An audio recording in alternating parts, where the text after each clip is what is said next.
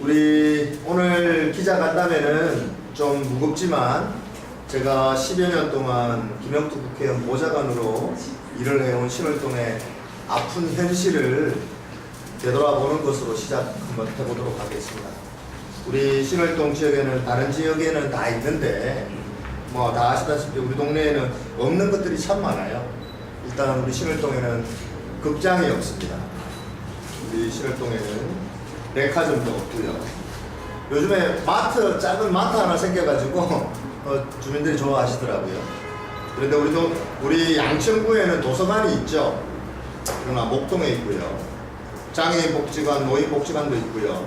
그 역시 목동에 있고요. CBS, SBS, 현대엘리베이터 같은 큰 기업들 다 우리 양천구에 있지만 목동에 있습니다. 우리 경찰서도 있고 구청도 있고 세무서도 있죠. 관공서가 다 우리 양천구에 있습니다. 다 목동에 있고요. 그럼 우리 동네 신월동 지역에는 다른 곳에는 없는데 우리 지역에 있는 것들이 있습니다. 이게 전국 최대 항공기 소음 피해가 있고요. 수도 서울을 지키는 전략부대 공습 제1여단이 바로 옆에 신월동 우리 동네에 있고요. 예전에 잘 아시다시피 묻지마 살인 사건에 그 수감되었던 법무부 장기수 갱생요원 보고서도 저희 신월 7동에 있습니다. 그리고 시체를 해부하고 들여다보는 국립과학수사연구소도 아직 우리 군원이 여기에 남아있고요. 그러나 가장 중요한 것이 여러분들 무엇인 줄 아십니까? 우리 동네에는 전혀 우리 동네에는 도움이 되지 않는 우리 동네 발전을 가로막고 있는 수도 서울과 인천을 연결하고 있는 1번 고속도로, 경인고속도로가 저희 지역을 동서로 관통하고 있고요. 수도 서울의 핵심 간선도로인 남부순환도로가 우리 동네를 가로지르고 있습니다. 솔직히 이제 우리도 인정할 거는 인정해야 할 것 같습니다. 우리 신월동 지역은 서울에서 우리 양천구에서조차도 외딴섬처럼 고립되고 낙후되는 것이 현실이다라고 인정해야 될 것 같습니다. 그리고 우리 신월동 주민은 어떻게 보면 서울에서 가장 시끄러운 곳에서 가장 낮게 웅크리고 사시는 게 현실이다라는 것을 인정해야 될 것 같습니다. 저는 12년 동안 김영투 국회의원 보좌관으로 신월동과 인연을 맺었습니다. 신월동은 정말 할 일이 많은 곳이었습니다. 자랑이 아니라 신월동 보좌관으로 들어와서 토요일이 없었고요. 일요일도 없었습니다.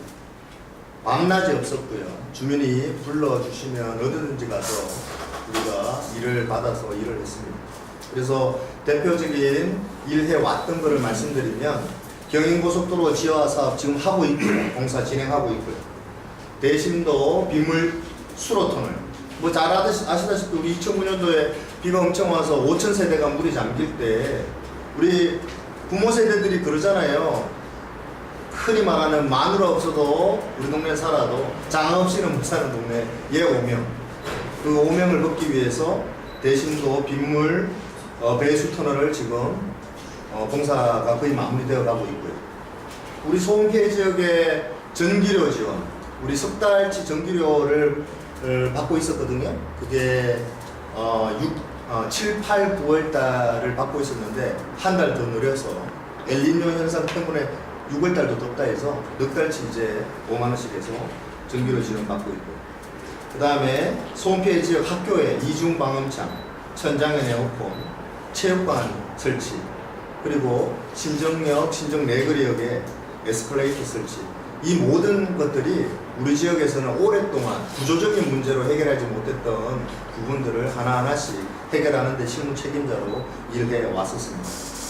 어떻게 보면 신월동에 거꾸로 얘기하면 정말 움츠리고 고개 숙여 말 못할 사연들로 가득 찬 동네인 것 같습니다. 민원의 날이라는 것을 기획해서 했습니다. 우리 김영태 국회의원 사무실은 이게 일종의 상징처럼 되어서 이게 전국의 국회의원들, 다른 정치인들한테 모범이 되는 사례까지 지금 진행되고 있는데요. 그 일을 기획해서 몸소 실천한 제가 우리 동네를 바라봤을 때는 왜 그래 억울한 사람이 많은지요. 그리고 왜 그리 그 못 사는 사람도 많은지요. 우리 동네는 10년 동안 6만 명이 넘는 주민들이 저희 사무실에 찾아왔고요. 거기에 6천 건이 넘는 민원과 청원을 해결했습니다. 지난 10년 동안 보좌관으로 일하면서 이런 일들을 들여다보면서 한 가지 아쉬웠던 점은 어떻게 보면 신월동의 발전의 밑그림을 그리고 추진할 수 있는 일 잘하는 시의원 한 명만 있었으면 우리 동네가 이렇게까지 낙후되고 움츠리고 엎드려서 살지 않아도 되지 않을까. 그림만 하나 잘 그려서 일을 해도 일만 잘해도 우리 동네가 조금은 더 나은 살만 나는 동네로 되지 않을까라는 심정에서 저 강명구가 이번에 서울시의원에 도전하게 되었습니다. 10여 년 동안 보좌관 생활을 하면서 했던 수많은 경험과 젊은 열정으로 천지개벽할 신월동 발전 신화를 한번 만들어 보도록 하겠습니다. 이런 동네에 우리가 저는 신월동 천지개벽 발전 신화 발전부터 해야 됩니다. 우리 존경하는 박원순 시장님께서는 토목공사 하지 말라고 말씀하시는데 저희 동네는 토목공사 해야 됩니다. 이런 동네는 토목공사를 해야 돼서 우리 첫 삽을 뜨게 한 경인고속도로 지하를 넣기 위한 공사가 지금 진행되고 있는데요. 2년 후면 그 공사가 마무리됩니다. 부천에서 인천에서 넘어오는 차들은 고속도로 기능을 하는 고속도로의 그 기능은 땅속으로 넣어서 여의도까지 빼는 역할을 하고요. 그 다음에 물에 잠기는 동네 오명을 벗기 위해 우리 대심도 수로터널 지금 만들고 있고, 그 다음에 우리 신정 3동에 있는 서브트럭 터미널 도심 첨단 물류 단지로 시범단지로 유치되어 가지고 개발 계획 수립 중에 있고, 이런 대규모 사업이 이제 시작되는데 이것을 저희 강명구가 종지부를 좀 찍고 싶습니다. 그렇게 하여서 우리가 사람들이 그렇게 얘기해요. 10여 년 전에 처음에 경인고속도로 지하 사업 처음 넣을 때 주민들이 저희들한테 얘기했어요. 아, 정치인들 또 사기치는 거 아니야? 수많은 정치인들이 지하철 놓겠다, 경인고속도로 지하하겠다라고 말씀 많이 하셨고 공약으로 많이 얘기하셨나 보더라고요. 근데 2년 후면 당당히 저 경인고속도로가 지하로 들어가고요. 그 양변을 이제 개발하는 일에 착수될 거라 생각됩니다. 그러면 그 지상구에 우리도 우리 상대적 박탈감을 안고 있는 우리 신월동 주민들한테도 목동처럼 극장도 짓고요, 백화점도 짓고, 쇼핑센터도 짓고, 중저가 호텔도 짓고, 흔히 말하는 비즈니스 오피스타운을 지어서 여기도 우리가 흔히 말하는 유동인구가 창출되어서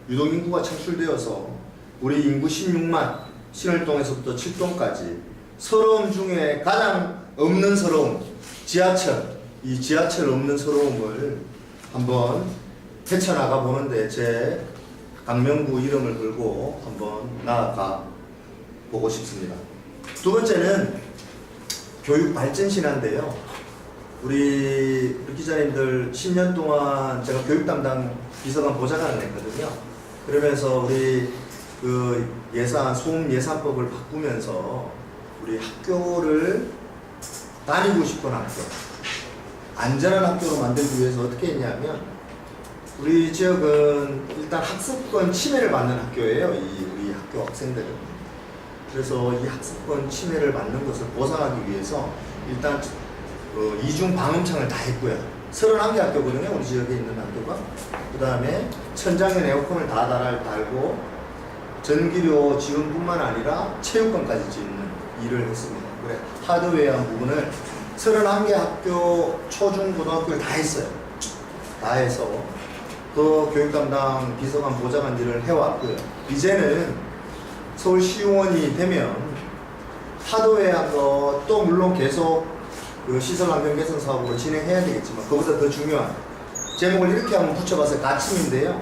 우리 학교 대표 교육 육성 프로젝트 배극학교라고 해서 우리 신월동이 경제적 박탈감, 우리 목동하고 비교했을 때 경제적 박탈감, 생활 수준의 박탈감, 그보다 부모님들이 제일 가슴 아파하는 게 우리 교육의 격차거든요. 이걸 해소하기 위해서 각 학교 대표 교육 프로그램을 개발 선정해가지고 집중적으로 지원하고 집중적으로 육성해서 학교와 학부모가 원하는 프로그램을 정하면 우리 국회의원과 시의원과 교육청이 나서서 국비 예산, 지방비 예산을 합쳐서 집중적으로 육성하는, 그래서 그걸 일종의 각 학교마다 브랜딩 작업을 하는 이 일을 한번 해보고 싶습니다. 아직 받침이고요. 일종의 이거를 저는 뭐 유경사업이라고도 얘기를 하는데, 이제는 학교가 소문이 나야 됩니다. 그래 이 지역이 살기 좋은 학교로 젊은 엄마 아빠들이 이 지역에 아기들을 데리고 살고 싶은 동네로 들어오지 않겠습니까? 그렇게 할 예정이고요. 세 번째는 문화복지 분야 얘기를 좀 해보겠습니다. 이제 큰 틀이 발전시나 교육발전시나 문화복지발전시나입니다. 세 번째는 우리 동네는 그 흔한 구유지, 시유지, 군유지가 없습니다.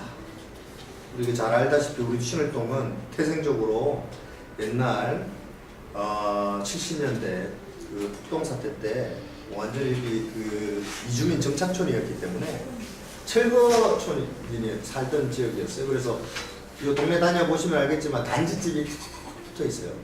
그러니까 흔히 말해서 도서관을 하나 짓고 싶어도 땅이 없어요. 어디 공원 작은 놀이터를 하나 짓고 싶어도 땅이 없어요. 이런 동네에 땅을 만들기 위해서는 여러 가지 방안을 마련해야 되겠지만, 제가 시원이 되면 각 동네마다 작은 도서관을 하나씩 짓는 게 제 이번 공약의 교육 문화의 핵심 공약으로 넣어보려고 합니다. 도서관이 하나 생기면 보일 때가 엄마 아빠들이 아이들을 데리고 모여들지 않겠습니까? 그 주위를 일종의 문화공간으로 개발하는 콘텐츠를 개발해서 그 일을 한번 해보도록 하겠습니다. 그리고 복지 분야는 제목만 일단 말씀드리고 큰 틀에서 세부적인 얘기는 우리 얘기를 나눠보도록 하겠습니다. 그리고 홀몸 어르신 생계 및 의료 지원, 그리고 임산부 및 나중이 가정 지원 등을 통해서 복지 분야는 우리 주민들을 위해서 시원이 되면 제가 하고 싶은 역점 사업입니다. 마지막으로 한 말씀만 드리겠습니다. 지난 10여 년간 김용태 국회의원 보좌관으로 신월동을 위해 일하면서 다른 건 잘 몰라도 저 친구 일 하나만큼은 정말 똑부러지게 잘한다. 저 보좌관 일은 잘하더라. 일 하나는 확실하게 하더라. 아무리 힘든 일도 해결될 때까지 독하게 한다는 얘기 많이 들었습니다. 서울의 시의원은, 그리고 신월동의 시의원은 모습이 되어야 된다고 생각합니다. 저는 우리 동네에 신월동 주민들 각 가정에 머슴 하나 키우시면 어떨까 그런 생각하고 있습니다. 신월동에 머슴을 키워야 되는데 당 간판이 뭐가 중요하겠습니까?